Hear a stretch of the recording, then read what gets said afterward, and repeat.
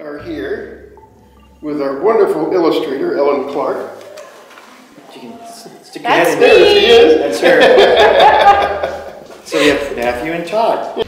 And what brought us together and has us in common is really Ellen Clark, who's doing the illustrations for us. It's for kids of all ages, about life in the country and my having to adapt to it and it not adapting to me. So that's what we call it, hijinks in the hinterlands. A lot of funny things happened along the way, but we're kind of looking at the history of a mill whistle that was in Bellingham in 1899 to 1942. But the way I'm approaching it is that I have a manuscript from someone from Bellingham in 1951 that I'm adapting and adding to the life of the whistle and what happened to it.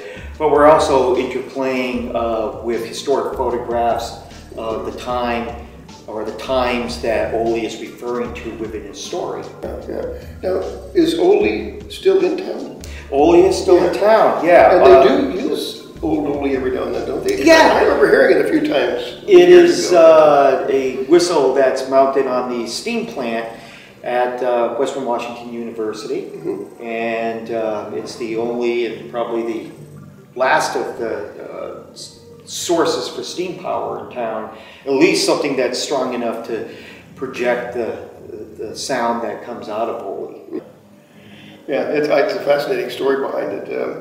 I began hearing about it. I moved to Bellingham in 1985, and I immediately began hearing stories about Ole, and I go, who's this Ole? I gotta meet this Ole, you know. It sounds like quite the character. No, it's not a person. Well, actually, we're both took two historical, pieces of the community. I did a whistle, and you a bridge, really. The bridge, yeah, the old bridge. The old bridge is gone. Yeah. Oh. And what's the span of the time of the bridge, and how do you place that into the significance of your book? Well, my wife Donna was raised out in eastern Whatcom County in Deming, actually Van Zandt, small town out there. And in order to get there, you used to have to cross this old one-lane metal bridge. And it stood for, I guess, almost 100 years. And finally, the county got funds through a federal grant, partially, and partly through the Bureau of Indian Affairs, I believe, because there's a part of the Nooksack tribe lives out there too. Got funds to replace the bridge with a nice new modern span, which is out there now. We had the ribbon cutting about a week and a half ago, I think it was. And but yeah, the original bridge, when Donna and I decided to move back out there, I was always a city guy, or a suburban guy, I guess you would say. Well, I lived in San Francisco for a while too, so. But I lived in Bellingham for about 25 years before we moved out there. And what we decided to do, we looked into the options. We were thought, maybe a nice log cabin would be rustic. We're moving out to the county. And we looked at a stick-built house, which was a possibility. But we wanted something that didn't need much upkeep because we're getting on in years. We want something that's simple and easy to take care of. So we looked at modular homes, and that's what we settled on. The problem that we realized, but apparently the dealership who sold us the home didn't realize, is that home would not fit through that bridge to get across the river to our property. Minor detail about how we had all the troubles we went through and the shenanigans to get the house over the river and through the woods to our property. And they were talking about cranes and helicopters and all this stuff, and I thought, oh God, because we had already paid for the home itself and everything, and the site prep. I'm talking to the dealer on the phone, and I can hear his gears grinding in his head, and he's looking at his computer, and he says, Mr. Tooney, I can see this road back at your house. And I go, that's a logging road over a mountain. You're going to drag this thing on a logging road over a mountain. Sure, Mr. Tooney, we can do it. And it took about, I don't know, all told, they got it up the mountain with special equipment Then they couldn't get it down because it was steeper coming down, so they needed more special equipment to take it down the mountain. And long story short, it finally did come over the mountain. The house that came over the mountain, we call it.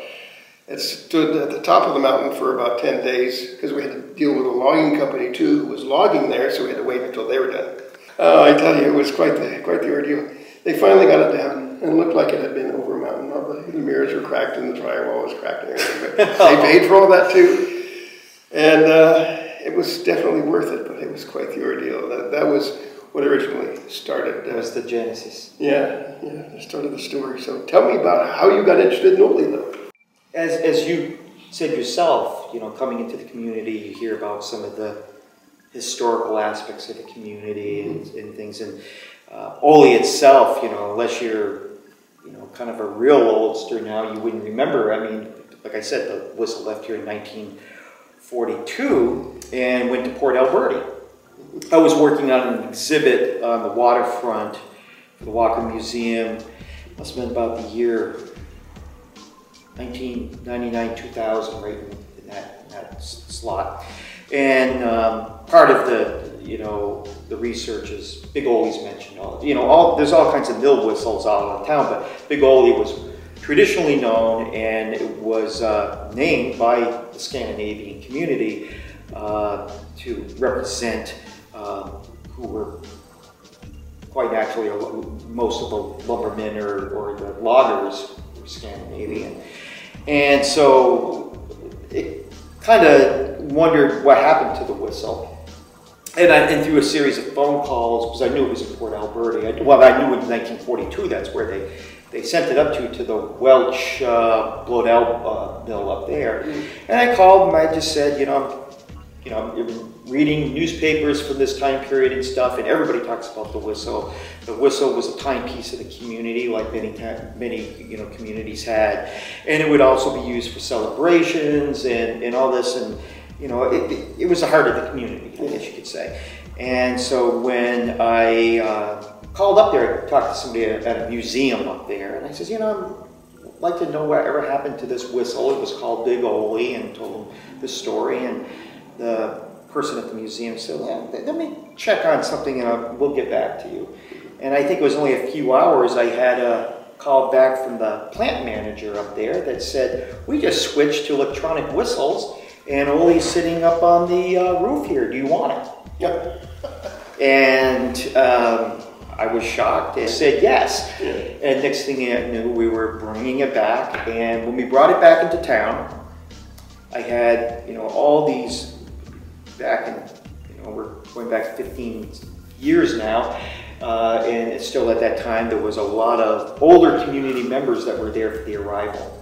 And I heard from these guys that were in their 80s, tearful memories from their childhood or teens or whatever about the whistle and what they remembered. And it was like a reunion, which I never anticipated. But I had a lot of these elder generations bringing their grandsons in and talking about the whistle, and it took on a life of its own. And at the same time, I found this old unpublished, story, and we're going to use that story using Ruth Talbot, the person who wrote it, and give her, all the accolades that she deserves for writing that. And really what I'm doing is bringing that story back to life and tacking on what happened to the whistle after it left here, because Ruth leaves it with, someday the trees are going to grow back and Oli may have to come back home. And so it did. I was able to find one of Ruth's sons that's still alive, and well in Hawaii, and kind of work with him in bringing the story back to fold. So, I think it's a good representation of probably one of the last items on the waterfront that still exists. Yeah, it's a terrific story. And you talked about bringing, that story to life. And when I was finishing up mine, I thought, this needs something. When you're cooking something and it's tasting it, it's like, it's good. It's a little spice. It needs something. And I thought, what could I do for this? And I thought, it would be nice if I had some, drawing or two, an illustration or two to sort of bring it to life, And I thought, Allied Arts, I'll check Allied Arts. Sure. And one of the first listings I came across in Allied Arts for an illustrator was this person, Ellen Clark. And I thought, Ellen Clark, I know that person. She's a great person. And we worked together, gosh, I don't know, it must have been 20 some years ago maybe, when I owned a print shop. And I thought, I wonder, because I knew she did beautiful artwork, but I didn't know, I wanted something kind of rustic to capture the country feel of it. Yeah. So does she do something like that? I don't know. So I got in touch with her, and sure enough, she was really excited about the project. We met and had coffee, and it was just a perfect fit from the beginning. And Ellen's illustrations have really, like I said, brought the book and all the stories to life. Each chapter is a different story. One's about the house that came over the mountain. One's about the battles that we had with the cattle out there. There's all kinds of things, me attempting to garden, and each chapter is now just beautifully illustrated, and she's captured it so nicely, and it really, I think, makes the book. That was the ingredient that made the dish taste as good as it does. So. But yeah, so how did you happen to cross Ellen too? Oh, I've known Ellen on and off for a long time. Art field, museum field, we all cross paths. But we've enjoyed talking.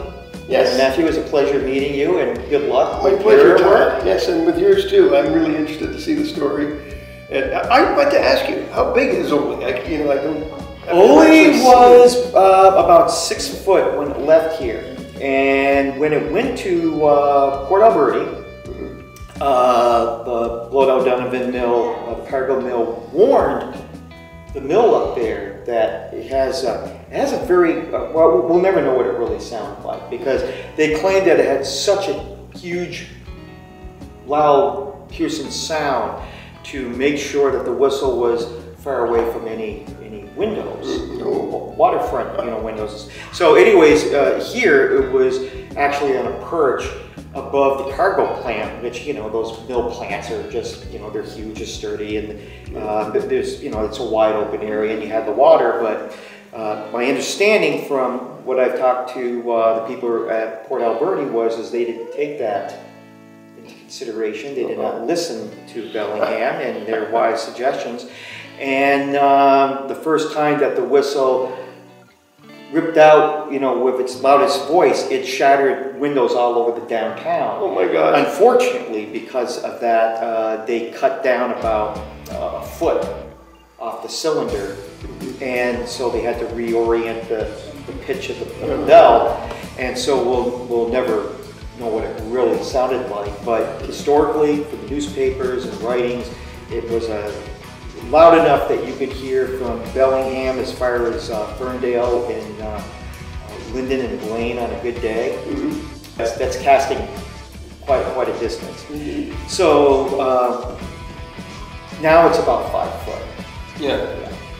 Well, we all get a little shorter as we age, I think. So. Yes, and Oli is, well, it's over 100 years old now, 116 as it can. Yep. And may your book make a mighty noise like Oli.